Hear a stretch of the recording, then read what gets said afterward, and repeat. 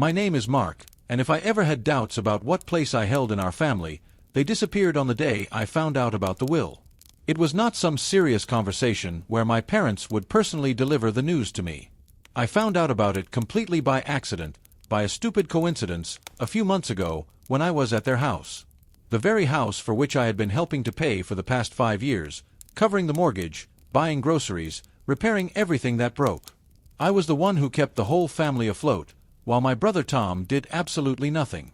And when I say nothing, I mean literally nothing. No job, no responsibilities, just endless idleness, waiting for life to hand him everything on a silver platter. And apparently, my parents were more than happy to provide him with such a life. That day, I was helping my father with some documents. He asked me to scan several legal and financial papers. I did not think much of it until I noticed a folder labeled with an estate plan and last will. I was not in the habit of snooping through other people's papers, but curiosity got the better of me. After all, I was the one making sure they had a home, so it felt perfectly reasonable to find out how they planned to handle their property in the future. When I opened the documents, everything inside me tightened. Literally everything, the house, the savings, the assets, was going to Tom. My name was not even mentioned, except for the routine line saying they loved both sons equally. Yes, of course, equally, which is exactly why their golden boy got everything, while the one who actually carried their life on his shoulders was not even acknowledged. I felt anger flooding through me. I paid their bills, made sure they always had food, while they sat back and planned a future where there was no place for me. And Tom, he was not just lazy. He was convinced of his special worth. He never helped, never gave a single cent, but somehow managed to convince our parents that he was the one who deserved everything. Maybe because he was the younger one. Maybe because they always spoiled him. Or maybe because he knew how to wrap them around his finger. Whatever the reason, they made their choice. I sat there staring at the papers, my hands shaking from rage and a sense of betrayal. How long had they been planning this? Had they always intended to use me as their financial safety net, giving nothing back? Did they ever, even once, truly appreciate what I did for them? I do not know how long I sat there in silence before my father noticed I had stopped scanning. "Mark, what is taking so long?" he asked, stepping into the room. I did not even bother to hide the will. I just held it up and, looking him straight in the eye, said, "So that is how it is, everything to Tom. After everything I have done for you." My father's face went pale for a second, but then he sighed heavily, as if a spoiled child was standing in front of him. "Mark, it is not what you think." "Really?" I snapped. "I am paying your mortgage, buying the food, fixing the house, while Tom does absolutely nothing, and yet only he matters to you?" My father looked uneasy, but instead of offering any real explanation, he just muttered, "It is complicated." And that was it. No apology, no attempt to justify the decision. Just a pathetic excuse and the expectation that I would swallow it and continue being their walking ATM. I should have turned around and walked out right then, but I needed to hear it from my mother as well. "Mom," I called out. She walked into the room, saw the will in my hands, and at least looked guilty. But the words she spoke made my blood boil.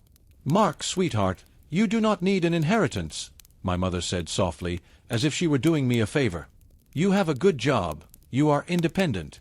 But Tom is struggling. We just want to make sure he is safe." They did not even try to justify themselves. They knew exactly what they were doing, and in their minds, it seemed right. All the years they spent encouraging his laziness were now ending with them rewarding him, handing him everything. And me? They simply erased me from the picture, as if I were unnecessary.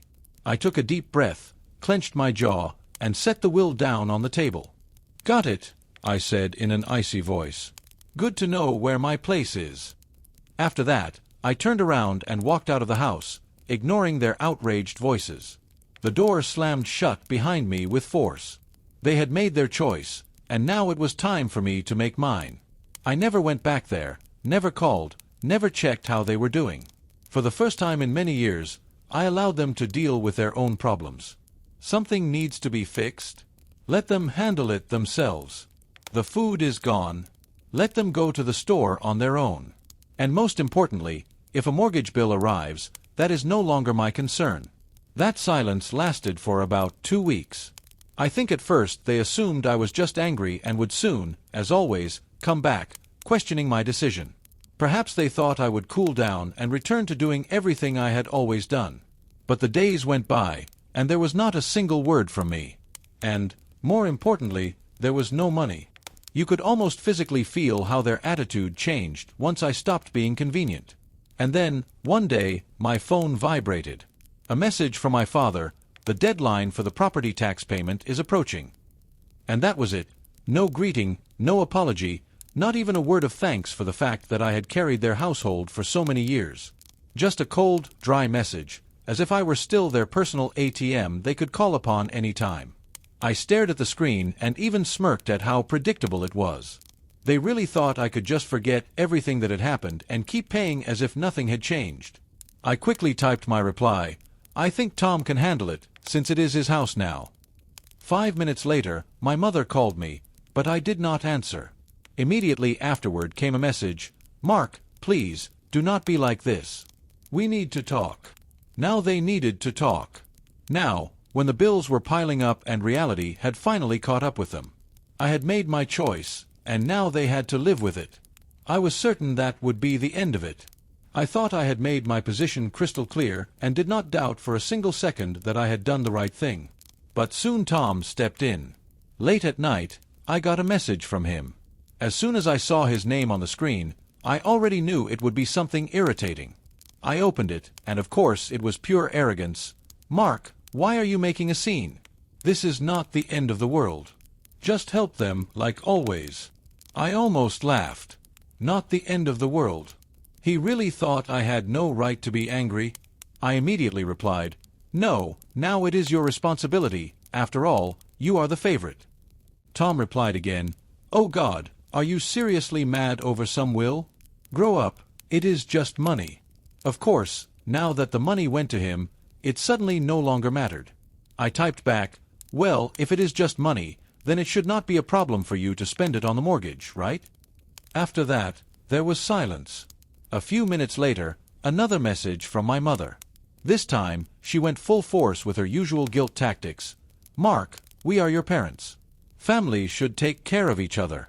We did so much for you when you were growing up, and now you are just abandoning us." I took a deep breath, resisting the urge to throw my phone at the wall. Abandoning, I thought. 4 years, I did everything to make their lives comfortable while they coddled Tom, encouraging his laziness. And now, when they finally had to face the consequences of their own choices, I was the one being blamed. But this time, I was not going to give in. I typed my reply: "You made it clear I was not part of the family when you left me out of the will. Now let Tom take care of you."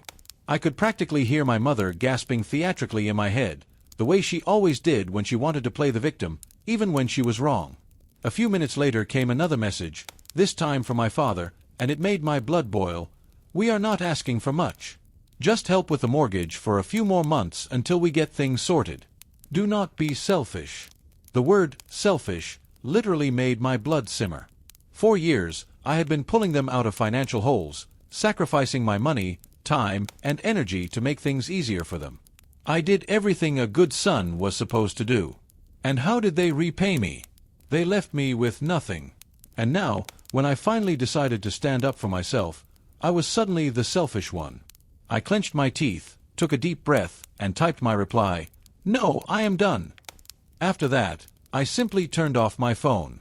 They had made their choice, and now they would have to live with it. The silence lasted exactly 1 day.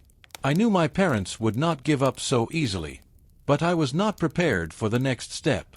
The next morning, I woke up to a notification, a request for a money transfer. I frowned, unlocked my phone, and looked at the screen.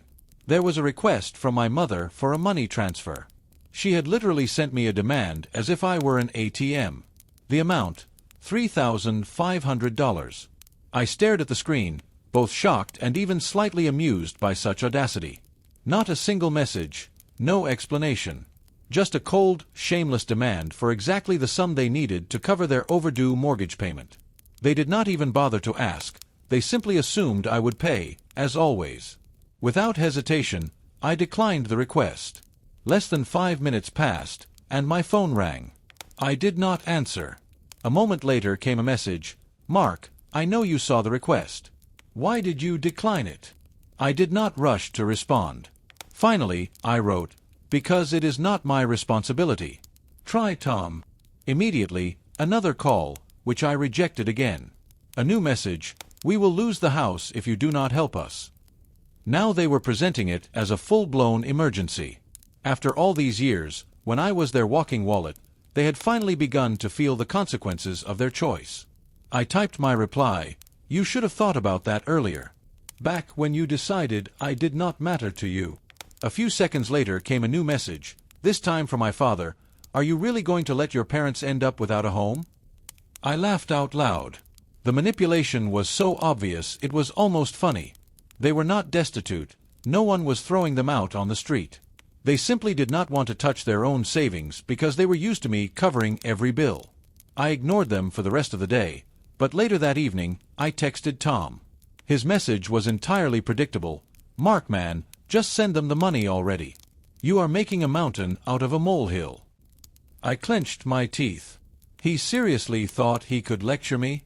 I replied, you mean the very same money you are going to inherit? Then why do you not pay it? The response came instantly, you know I do not have that kind of money right now. Ah, so now it was clear. The question was simply who had the money. When I was spending my savings on them, it was normal. But as soon as it became his turn, suddenly he did not have any. I wrote, well, brother, I think you should figure it out somehow. After all, they chose you. No reply followed. I went to bed with an unexpected sense of relief. I had finally broken those chains. But the next day, things only got worse. I was at work when the phone rang. On the line was a woman from the reception desk of my building. Mark, your parents are here. They say it is urgent and that you are not answering their calls. I nearly dropped my phone. God, they had actually come to my home just because I had stopped paying their bills. I took a deep breath, pinched the bridge of my nose, and said, do not let them in. I am not expecting them. There was a short pause, and the voice on the other end added, they are being quite persistent. I replied, I do not care. Make them leave. A minute later, I received a message from my mother, we are downstairs. Open the door. No explanations, no apologies. Just another demand. I did not reply. Another one followed, we will not leave until you talk to us. I exhaled sharply, leaning back in my chair. They clearly were not going to back down. Well, I was ready to give them a lesson they would not forget. I grabbed my keys and went downstairs. With every step, my anger boiled hotter. What audacity, to come to my home uninvited, demanding money, as if I were their personal ATM. They did not even call ahead, did not even try to apologize. Just brazen pressure. And then I yanked open the door. In front of me, my father and, of course, Tom, standing shoulder to shoulder as if preparing for a family intervention. My mother had her arms crossed, her signature disapproving glare turned up to full strength. My father stood with a tense expression, his hands shoved deep into his pockets. His gaze carried a mix of disappointment and superiority, as if he could not believe he had to deal with this personally. And Tom, that freeloading shadow, had the audacity to look bored, as if what was happening did not concern him at all, even though he was the reason for all of this. The moment my mother saw me, she launched into her usual dramatic performance. Mark, finally. We need to talk. I leaned against the doorframe, my arms crossed over my chest. No. You need to leave. She blinked, as if physically unable to comprehend what I had just said. What are you? She began. You heard me correctly. My voice was steady and calm, but there was not a hint of softness in it. You cannot just show up at my house and demand money. This is insane. My father scoffed sharply. Are you really going to let us lose the house over some petty grudge? I let out a cold laugh. Petty grudge? You mean the one where you decided I was good enough to pay your bills but not good enough to be in the will? That grudge. My mother gasped and clutched her chest as if I had struck her. Mark, that is not fair. We just did what was best for the family. I tilted my head slightly, looking at her with interest. Best for the family? You mean best for Tom. Just say it. A heavy, Suffocating silence fell. Tom, who had been suspiciously quiet the whole time, finally decided to open his mouth. "Look, I really do not want to get involved in this." I turned to him, and the anger I had been holding back finally broke free. "No, you just sit there and take everything handed to you. Get yourself a damn job." His face flushed instantly. "Are you kidding me?" he muttered. I stepped closer. "You want to inherit the house? You want to be the golden boy? Then pay their bills like a real owner. I am done being your personal bank." Tom looked away, suddenly fascinated by the asphalt beneath his feet. My mother took a deep breath, clearly preparing for another round of emotional pressure. "Mark, he is your brother." I nodded. "Yeah, and I supported him longer than both of you combined." My father's face tightened, and he opened his mouth to say something, but I laughed outright. "Oh, the irony, you know." I gestured toward them. "The two of you decided Tom deserved everything, and I deserved nothing. And now, when you have to face the cost of that decision, you are trying to make me fix everything, but it is not going to happen." My mother's voice grew harder. "We thought you would be the adult in this situation." I raised an eyebrow. "The adult? You mean silently swallowing betrayal and continuing to pay your bills? Let's not pretend, Mom. That is exactly what you wanted." My father stepped forward, once again trying to loom over me the way he used to when I was a child. "Mark, we raised you. We fed you, clothed you, gave you everything you have. You can at least help us now." I met his eyes. "I already helped, for years. And you repaid me by erasing me from your lives. We thought you would understand." I exhaled heavily, shaking my head. "Oh, I understand everything." I looked up at them. "I understand that to you. I was never truly part of this family. I was only your wallet." Another silence, thick and oppressive. I turned my eyes to Tom, who had been pretending the whole time that he was not even there. "And you? Do you have any excuse at all? You had years to grow up, take control of your life, start doing something, anything. But you did not. Because you knew they would always take care of you." I paused, locking my gaze on his. "And when they are gone, you expected me to handle it. What do you want me to say?" Tom exploded. "I did not ask for this." I slowly nodded. "Exactly, you did not ask. You just took advantage." His mouth opened slightly, but he shut it right away. He had nothing to say. My mother made one last attempt to play for sympathy. "We are family." I looked at her for a long moment, then slowly replied, "Exactly. So why did you never care about me?" She froze, unable to utter a single word. No excuses, no explanations. Nothing. I exhaled deeply and felt lighter than I had in years. "We are done." I turned around, walked into my apartment, and closed the door right in their faces. I had not even made it to the couch when my phone buzzed. A message from my mother. "Are you really abandoning us?" I smirked and typed my reply. "No, you abandoned me. I am just finally accepting it." I hit send and blocked their numbers. I thought that would be the end of it. But in less than a day, everything spiraled out of control. I began noticing posts on social media. My parents had never been particularly tech-savvy, but they certainly knew how to create real drama. At first, I thought it was just another one of their theatrical displays. They had always loved airing family issues in public. But the more I scrolled through the feed, the more I realized this was not just about me no longer helping them financially. The posts were disguised as caring family messages, but they were hidden jabs aimed at me. My mother wrote something along the lines of, "I did not raise my son for him to turn his back on his family in a time of need." In the comments, her friends eagerly chimed in, saying I was a disappointment, that I had forgotten what truly mattered in life. My father could not resist adding his piece. "A real family does not abandon each other when things get tough. We gave everything to our children, and now this is the thanks we get." My parents did not stop. They kept fueling the fire, and every new post they made online felt like another blow. My mother wrote, "Our son, who was supposed to be our rock, chose to leave us." And to top it off, she ended with a passive-aggressive line, "I hope he is happy now." But the real blow came from Tom. I should have known he would not miss the chance to pour gasoline on the fire. He made his own post, full of lies. It said, "Some people think family is just about money. They do not understand that family is about love and sacrifice. I would do anything for my parents, but some people simply cannot grasp that. They are too wrapped up in themselves to understand that true love is taking care of those who raised you. And of course, he added a thinly veiled jab, I just wish certain people would understand what it means to be a real family. I love my parents and am grateful to them for everything. That was my breaking point.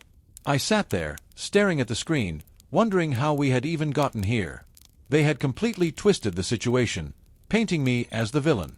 The selfish son who refused to support his supposedly selfless parents. The son who did not appreciate all the love they had given me. How could they? I had always been the one helping, the one carrying the family on my shoulders, never complaining. And now they had convinced themselves they were right, and I was the problem. I did not want to react right away. I took a pause, forced myself to calm down, and waited several hours. I was not going to sink into pathetic comment-section arguments. But the more I thought about it, the clearer it became. I could not leave it like this. They had decided to drag my name through the mud, so I would set the record straight. I picked up my phone, opened my private account, the one I kept only for close friends and real relatives, and began to write. I was not going to stoop to petty insults. I wanted to tell the truth. Here is what I wrote. I have stayed silent for the past few days, but I cannot stay silent any longer. My family is spreading a pile of lies about me online. They are portraying me as the villain who refused to help his parents in a tough time. It is time to clear the air.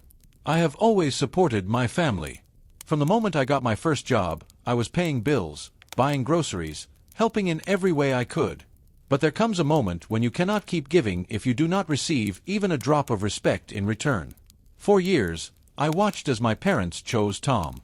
The house, the money, the attention, everything went to him. And I was always the one giving, never even considered as an equal. I know many of you will think, that is how family is supposed to work. But the truth is, family is a two-way street.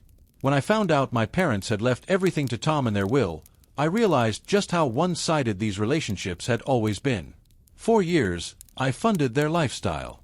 I paid for their trips, contributed to their bills, even covered the property taxes on their house. And for what? For the privilege of being treated as their backup plan. I have had enough. I am not a wallet to be used whenever it is convenient. I am a person, and I deserve respect. I have earned the right to be valued, not only when they need something. As for Tom, he is 28 years old and has never worked a single day in his life. He has never taken responsibility. My parents have spent years enabling his idleness, so it is no surprise that he is their favorite. But here is the thing. He has had plenty of time to get his life together. Now it is time for him to learn how to stand on his own 2 feet. To those who have been following this drama and siding with my parents, I want you to remember, there are 2 sides to every story. Yes, family is important, but family is built on mutual respect. I have given enough for a lifetime, and I will not apologize for finally choosing myself. I am not turning my back on my family. I am simply refusing to be their victim any longer. Parents, I wish you all the best. But I will no longer be your doormat. I hit post, and for the first time in many years, I felt a wave of relief. I had finally spoken the truth, about how they had used me, how they had expected me to always be their savior, but never once considered what I might need. And I realized, I would never again let them control my life or my story. The reaction was immediate. People I had not spoken to in years began reaching out. Cousins, friends, distant relatives, all showed their support. Likes, private messages, words of sympathy. It was an incredible sense of relief, finally hearing support without guilt or manipulation. But soon, the backlash began. My parents and Tom were furious. Tom texted me, "You are a traitor. Did you really need to air our dirty laundry in public? You have no respect for family at all." My father called, yelling into the phone, "You destroyed everything, Mark. You will regret this. You will regret cutting us off. You will regret turning your back on your family." But here is the difference. I did not regret it for a single second. I blocked all of them. And for the first time in my life, I was truly free. Free from their toxic influence. free from being the scapegoat, free from the endless expectation that I would keep solving their problems over and over again. With each passing day, I felt the weight lift off me. I was no longer the person everyone expected to give and give, receiving nothing in return. Now, I had the freedom to live the way I wanted. And no, I do not feel guilty for cutting them off. I deserve better, I still deserve better. And from now on, I choose to surround myself only with people who value me for who I am, not for what I can give them. It is time to move forward, and I will. For good. What do you think about this situation? Leave your thoughts in the comments.